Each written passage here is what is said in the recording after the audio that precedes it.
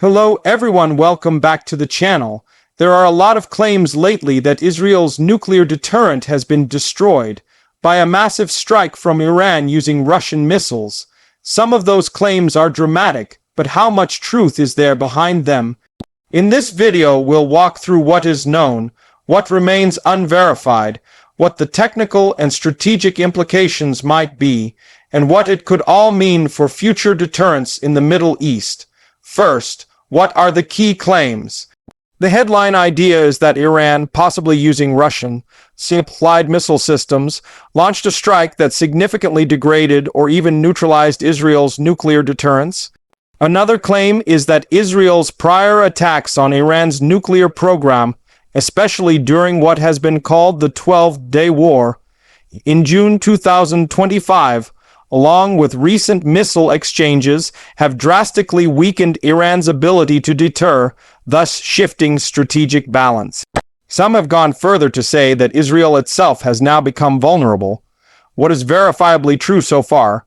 Multiple sources confirmed that in June 2025, Israel carried out a series of airstrikes on Iranian nuclear facilities and related military sites.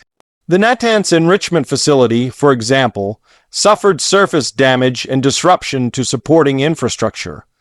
The Fordo facility, deeper and more hardened, was less obviously damaged on the surface.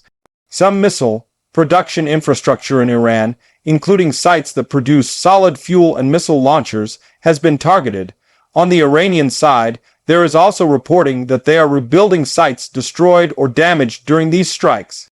It's also true that Iran has one of the largest ballistic missile inventories in the region, capable of striking many parts of the Middle East, including Israel, with missiles that can travel at high speed. Israel's missile defense capabilities have intercepted many projectiles in past exchanges. Now, what is not confirmed and what seems exaggerated or uncertain, there's no credible evidence to support that Israel's nuclear deterrent has been destroyed. Israel's nuclear capability is widely believed to be robust and deeply secured, with advanced delivery systems and redundancy. The idea that a single missile strike, or even several strikes, could destroy that capability is not supported by open-source intelligence. The claims about massive strike with Russian missiles seem partly speculative. There is no confirmed and reliable reporting that Russia has supplied new nuclear-capable missile systems for such a strike recently, or that Iran used Russian missiles to somehow neutralize Israel's strategic nuclear forces. Media reportage has not provided sufficient verification. Also, many of the nuclear sites in Iran that were struck are in hardened or subterranean locations, which reduces the effectiveness of surface bombardment. What are the strategic implications if some of the damage is real? Even without complete destruction, any successful strike on nuclear infrastructure, missile production, or delivery systems reduces deterrence or at least puts pressure on the adversary. Iran's missile production delays, especially for solid fuel missiles, and losses of missile defense assets, make it harder for it to respond quickly or with large salvos. Israel's airstrikes seem to have focused on those weaker links: air defenses, launchers, solid fuel plants, supporting infrastructure. Another implication is psychological and political. Perceptions of vulnerability influence decision-making. If Iran feels it can no longer rely on its missile deterrence, or if it judges that its nuclear program has been set back significantly, it may make riskier moves, or accelerate efforts to rebuild more robust defensive or offensive capabilities. Likewise, Israel, feeling more secure, may be more willing to carry out further preventive strikes. On the technical side, destroying or neutralizing a nuclear deterrent requires far more than destroying some facilities or launchers. It would require either destroying delivery systems to a high degree, eliminating stockpiles of fissile material, or ensuring that command, control, and retaliatory capability are compromised. As things stand, most analyses suggest that Iran's nuclear program has been set back but not destroyed. Estimates vary. Some say delays of a year or two in certain capabilities. Others believe Iran could restart certain enrichment or production operations within months, depending on how damage and concealment are managed. Also, Israel still retains advanced missile defense systems, early warning capabilities, and counter-strike options. Its nuclear deterrent is not just about having weapons, but also being able to deliver them and ensure survival of second-strike capability.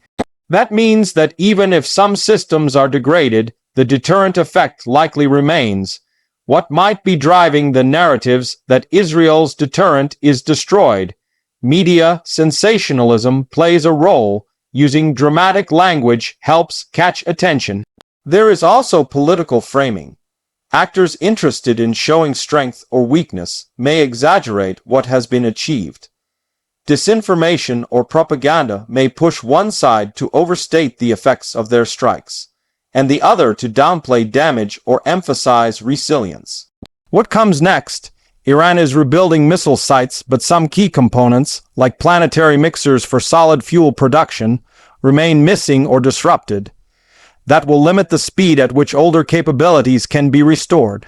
Meanwhile, Iran may try to adapt by emphasizing underground or concealed facilities, improving redundancy, decoys, or deploying missiles and assets that are harder to detect or target.